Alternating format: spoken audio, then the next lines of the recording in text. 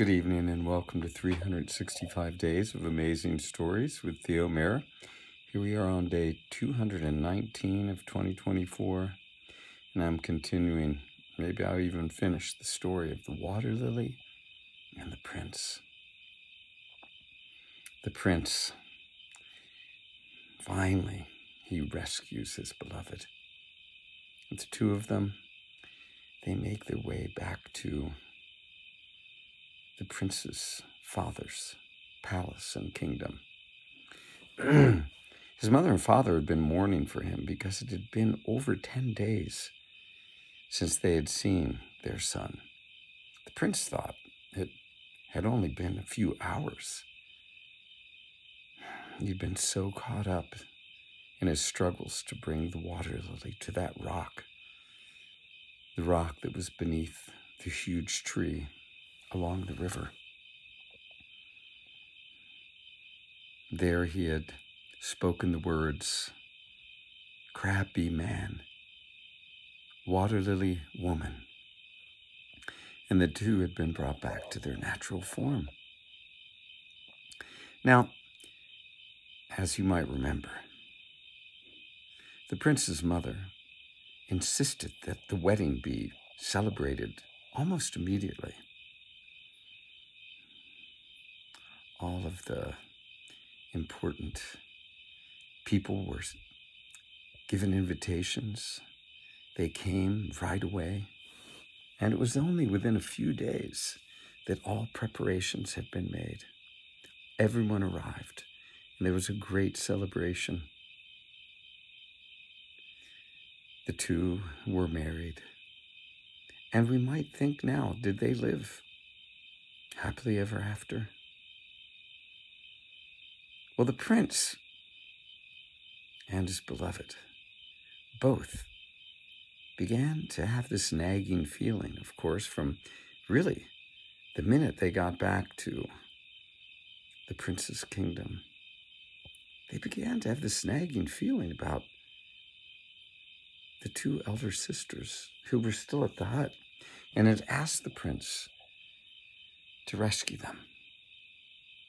And here they were caught up in all the hoopala, the hubba-bubba, the hubba-la-bubba of all of the celebrations for their marriage. It was just crazy. They couldn't get themselves free in order to go and take care of what the prince had promised. Finally, in the tail end of the celebrating, the prince turned to his beloved and said, I really must, or we must go and rescue your sisters.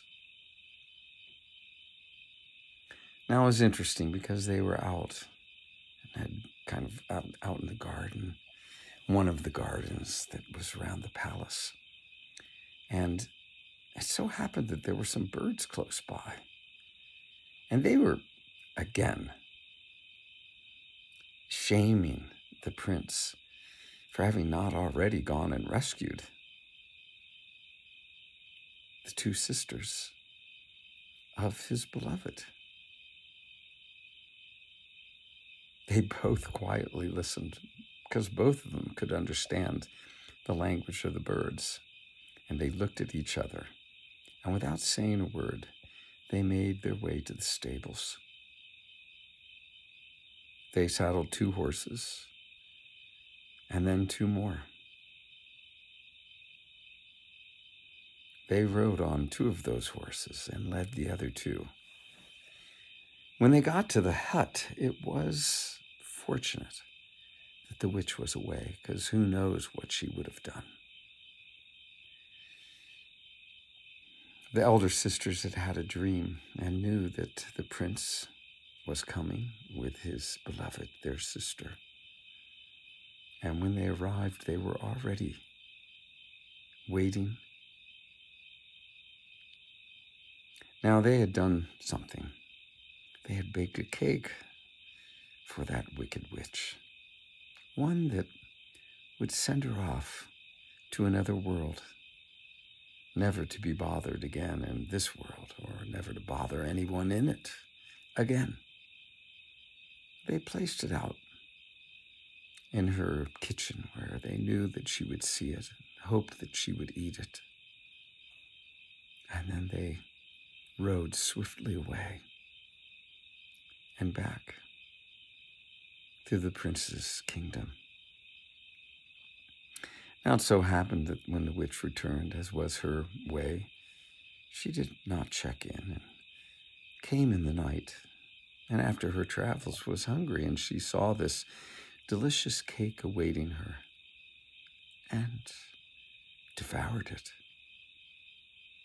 And with that, the story is told that her breath stopped and her heart stopped, and she went to a world fitting for someone who had caused so many problems for so many people.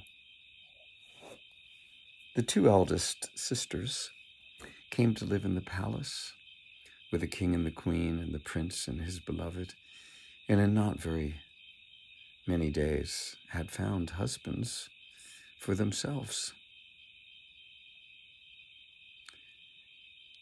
They eventually went back to the hut to see if their, intentions had worked.